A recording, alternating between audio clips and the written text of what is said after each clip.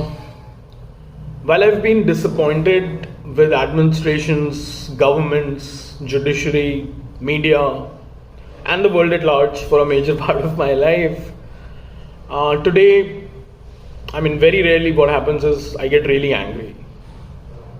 But today I am angry. I am. And I should be. We all should be. Because this week, Supreme Court decided that Delhi stray dogs do not belong in our streets. They do not belong in our lives. They do not deserve to have a life. And they ordered the government to round them up and lock them up in shelters that don't exist, by the way. And in 8 weeks, no return, no home, no community. They're just supposed to be banished. So let's talk facts first. The court has told Delhi-NCR to capture every stray and keep them permanently in shelters. No release back after sterilization. And this is supposed to happen across Delhi, Noida, Gurugram, Ghaziabad. And we all know the other fact. Those shelters do not exist at the scale that's needed. There are lakhs of dogs and hardly any real capacity. Translation, it's a paper promise that becomes a concrete cruelty in no time, 8 weeks. Now here's what I can't accept. We live in a country where actual criminals get due process, right? They get graded punishments, and rightly so, that's our constitutional right. Rapists face no less than 10 years, 20 years to life for assaulting minors, even death in worse cases. Murderers, life or death. Corrupt politicians and officials, up to 7 years for bribery and corruption. That's the law. That's our system. And please don't misunderstand me. The last thing I want to do is compare a dog to our corrupt politicians or a criminal or a rapist. Dogs are the furthest extreme in comparison to all of these people. They're loyal, they're kind, they love us till death, and all they need is a little food and a little love. We're talking about creatures that show more loyalty on their worst day than some public servants do on their best day. And they are treated like a public nuisance which is supposed to be disappeared. No proportionality, no nuance, no acknowledgement that sterilizes a vaccine return, which actually works when funded and managed right.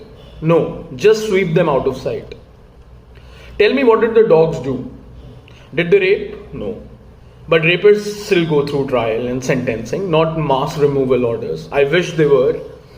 Did they murder? No. But murderers are charged. They're not shoved into overflowing cages. And imagine a prison cage where there are hundreds and hundreds of human beings stuffed inside with no proper sanitation, no proper breathing space even. Those are the kind of shelters we are talking about. Did these dogs loot the public exchequer? No. Yet corrupt officials bargain for bail, they bargain for plea deals and adjournments. These dogs are going to get none of that. While of course again, these dogs are the complete opposite of these criminals. They are guardians, they are companions, they are therapy without a bill. They greet the elderly, they walk with children, they stand watch at night and ask for nothing but food and a kind word. And what is our answer? Our answer is 8 weeks to erase them.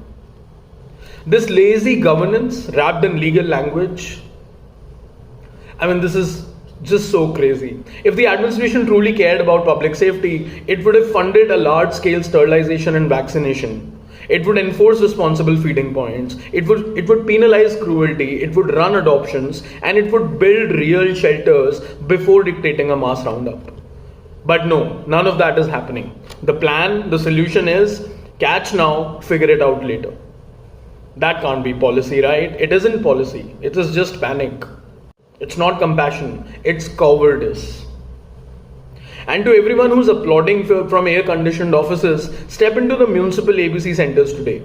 Overcrowded, under-equipped. Some places don't even have a steady supply of medicines, let alone enrichment, quarantine or post-op care. None of that exists. We're not talking 5-star rescue homes. We're talking warehousing lives. This is a vacuum. You remove community dogs, new unvaccinated dogs move in, bites and rabies get even worse.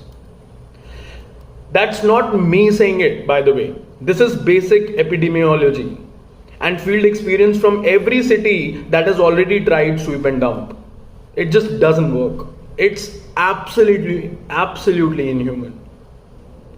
Our courts are supposed to see through quick fixes, to weigh evidence, to demand capacity before coercion. They're supposed to tell the executive, show me the shelters first, show me the staff, show me the budget, show me the veterinary protocols, the monitoring and the humane standards, and then we'll talk. Instead, they've given us a stopwatch and a sweeping order. So here's our stand, and I'm saying our because I know there are thousands and thousands of people like me in this country who love these creatures. The stand is plain, it's simple, and it's personal. Number one, do not criminalize compassion. That is just not done. Number two, don't punish dogs for the government's failure to plan. You are responsible, and now you'll end up killing them, or worse. Number three, fund the ABC the way you fund elections. Number four, first build the real shelters.